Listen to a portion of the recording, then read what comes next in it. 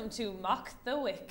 I'm Julianne Locke. Some of you may know me from hearing my voice on Raw 12:51 on Sundays for an honest and frank late night chat. I'm also a very mature and sensible PhD student, unlike the rest of this lot. What we're going to do today is we're going to have a good quiz going on. So during the course of tonight, we're going to be awarding points to our contestants based on their knowledge of both life inside and outside the bubble and their knowledge of the union. But more importantly, they're going to be getting good points based on their humour. So I'm going to start with introducing the teams. So our first team tonight is made up of some of Radio Warwick's most familiar and hard-working members, my script says. I question that. Committed they should be, or perhaps committable might be more the answer for that one. So to start us off, we have Tom Goebel, and he's Raw's Head of Arts. The next contestant is Martin Turs, and he's our resident OAP. And then their captain is Hayley Rutter, and Hayley has risen basically through the ranks of Raw to become a deputy at virtually everything. And facing them tonight, we have three very talented young men who you may have recently heard on their Dead or Alive show, which is on Friday nights on Raw. So starting off, we have James Spence, who I've actually had the pleasure of teaching. Poor Josh here, Josh Hately, bless him, he's a film student. And their captain tonight is Patrick Edwards, and he is it says PPE student, which as a chemist I read as personal protective equipment, but I believe in this university it means politics, philosophy and economics. So we're going to get on with the show. You'll be deducted 5 marks every time you make an anti-Irish joke, so be warned. And taking off my accent is unacceptable. Top of the morning to you. Yeah. So that's -5, I think you'll find. You big Egypt. So are we on -25 at this stage now? Right. So I don't know if you folks are aware of this, but apparently there's a life outside the bubble of Warwick.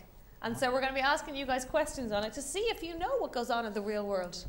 I know it's hard to believe that when you get past Gibbet Hill and, you know, past Canley, there is a life.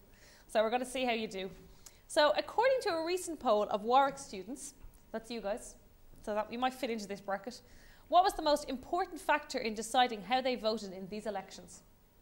Well, it's probably based on who's most good looking on the photo. Yeah, fittest. Yeah, that's always a good start. Yeah. I think it's a good start. Only vote for the fitties. I'd be inclined to believe it's on relevant military background, because if you look closer into some of the manifestos, we see, I think it's one of the sports officers that listed his previous experience as armourer of one of his societies. Yeah. Didn't another one have black belt? Black belt in taekwondo. Yeah, so that could definitely something be to do with that. I think that if I'm looking for a candidate, it's definitely their skills to beating up people. I think you want someone who can defend you on a dark, lonely night. And he's supposed to stand up for themselves, yeah. Yeah, because I think the union has gone too far in negotiating and talking. Why not use our fists? Not in that way. Do you think that if they'd been in a black belt, taekwondo is the poor man's karate, though, isn't it? Really. So if it's a female candidate. Is it? Yeah. Oh. You want to be careful. It's surely it's about witty slogans. That's all you really look for, isn't it? Yeah. You know, You want someone who puts the sport in important. Hey! Or someone who just can't spell, you know. Well, that's an advantage to get into Warwick probably in the first place. Yeah, well, I didn't say it. I got sent here. I had no choice. I was literally sent to Coventry. I started my life quite happily in Edinburgh. You're not the Luftwaffe.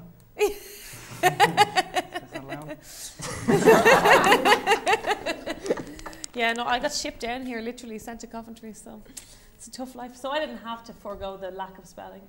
You know? Sorry, from Edinburgh. That's a really rubbish accent that you've got on. Yeah, well, clearly I took a detour through Edinburgh. what is the answer, though? Well, shall we just give it to her? I don't know. Give it to her. Yes, we're on television, all right. Wait till my late night chat show on a Sunday night. Don't do it on Sunday. That's the second time you mentioned that. Not on the Saturday. No, the answer would be it's about how the union can handle the recession and student finance and what I think we refer to as the current climate. Although the snow's ended now, so I'm not sure what that means. Someone's done research. Yeah. Looked at the answers. Yeah, sure. He only has about an hour a week. He has plenty of time. I have time and I've experience. I've learned. Not like some of us who do 60-hour weeks, you know. Well, then you're just stupid. That would be. Yeah, that's your own fault, really. So according to a recent report from the Vatican, I mean, I'm a sweet, innocent, naive Irish Catholic girl, I'd like to point out. And Mother, if you're watching, that's definitely true. So according to the Vatican, men and women sin in different ways. What is the most popular sin for each sex? Arson. Lying. I think women lie a lot, and I'm a woman, so I'm allowed to say that. It's not. I'm not being sexist. She's lying. But lying isn't one of the seven sins, is it? In which way are they lying? Horizontally or sorry. vertically? Oh. I didn't mean it like that. Is sodomy one of the You would know. I hope not. No.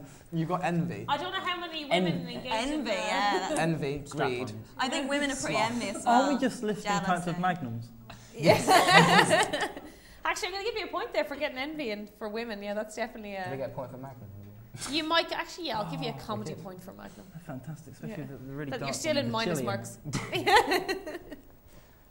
I think I'm disadvantaged. I don't know what is a sin. I well, think it's going. I think go the along sin. the lines of it is the type of Magnum. Okay. Classic. Classic sin, yes. Double chocolate. One of those. I was going Depends to where drop you a put the joke double about chocolate as to how much of a sin that could Oh be. God. Ooh, I'm never eating ice cream again. is licking creamy centres. A sin. Well, it depends. Is that how Which you eat yours? centre is creamy? I don't know. But surely these sins were made, how many years ago? Yeah, but they 2,000, re-edited thousands of them. years ago. So what about carpentry? Yeah. Not getting a dovetail joints. I don't think carpentry's a sin. Carpentry was never a sin. Did you not read your Bible? Afraid I've burnt Getting it wrong. Yeah. Any other offers? Surely Pretending to walk on water. Pretending to walk on water. Okay, no, that's definitely sex. not a problem. Lust. Yeah, lust is the one for men, so we're going to move Hey. that. Hey, so that's according to the recent Vatican report. Do we So, actually have points yet? Just let me see, at the end of round 1, Team Raw, you are on 8 points.